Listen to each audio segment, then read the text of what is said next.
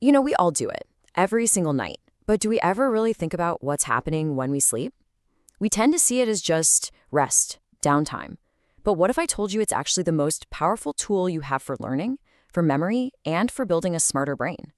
Well, let's find out. All right, so picture this. It's 4 in the morning, you've got a massive exam in just 8 hours, and maybe, just for fun, a big piano recital right after that. You've been studying for days, practicing like crazy, but you still feel like you're not quite there. The clock is just ticking away. What's your move? You really only have two choices, right? Option A, you power through. You brew another pot of coffee, you hit the books again, you run through those piano scales one more time.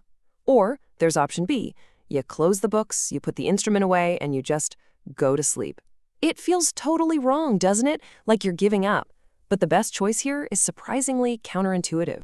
That's right. Believe it or not, the absolute best thing you can do for your performance on the test and at the recital is to go to bed. Now, to get why that's the answer, we have to completely reframe how we think about what sleep actually is. See, sleep isn't just your body powering down for the night. It's not lost time at all. It's actually a super critical, and I mean really active period where your brain gets to work, literally restructuring itself. At the same time, your body is busy regulating everything from your immune system to your circulation. It's essential maintenance for both your body and your mind. So if sleep is so busy, what is it actually working on? Well, a huge part of its job is fighting against our brain's, its default setting. And that default, believe it or not, is to forget. 40%. Just let that number sink in for a second.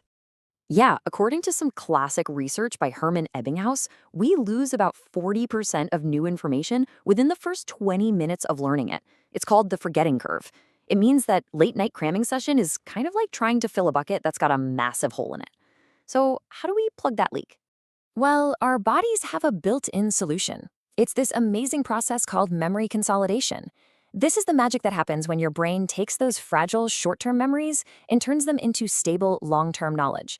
It's the difference between remembering a phone number for 30 seconds and remembering your own name. So let's break down that journey, okay? First, information comes in and gets held temporarily, kind of like jotting a note on a sticky pad.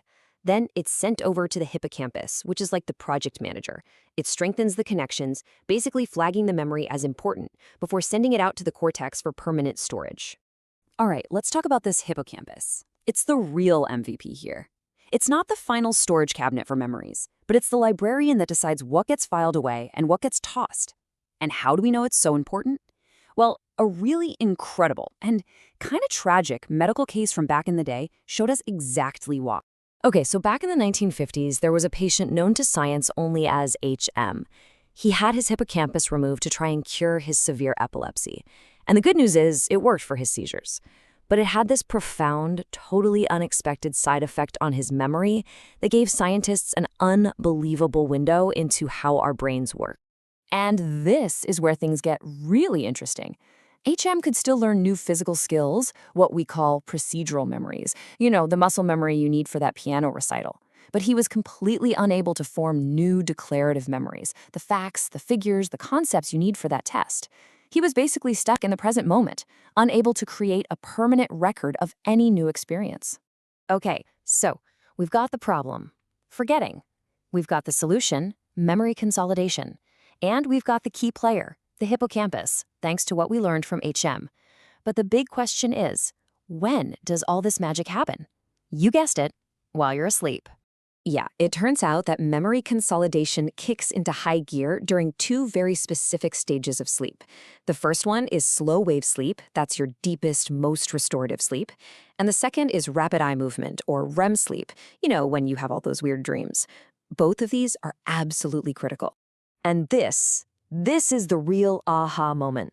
It's not just that sleep helps, it's that different stages of sleep specialize in different types of memories. During that deep, slow wave sleep, your brain is busy filing away all those declarative memories, all the facts for your test.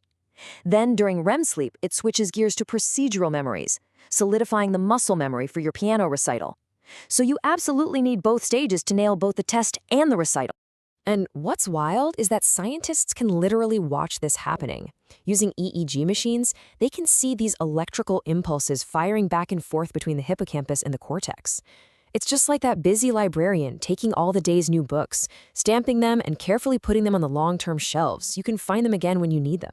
So, what's the big takeaway from all this? What should you remember when you leave here? Look, the bottom line is pretty simple, and it's super powerful. Pulling an all-nighter isn't some badge of honor, it's an act of self-sabotage. You are actively denying your brain the critical time it needs to consolidate everything you just spent hours trying to learn. You're just pouring water into that leaky bucket. When you think about all this filing and restructuring, it leads to a pretty mind-blowing idea. A good night's sleep doesn't just reset you, it upgrades you. You literally wake up every morning with a brain that is physically different and better than the one you went to sleep with. So yeah, the next time you're staring down a big challenge and you feel that temptation to just burn the midnight oil, remember what's actually supposed to be happening inside your head. The single most productive thing you can do might just be to turn out the lights. The only question left is, are you ready to sleep on it?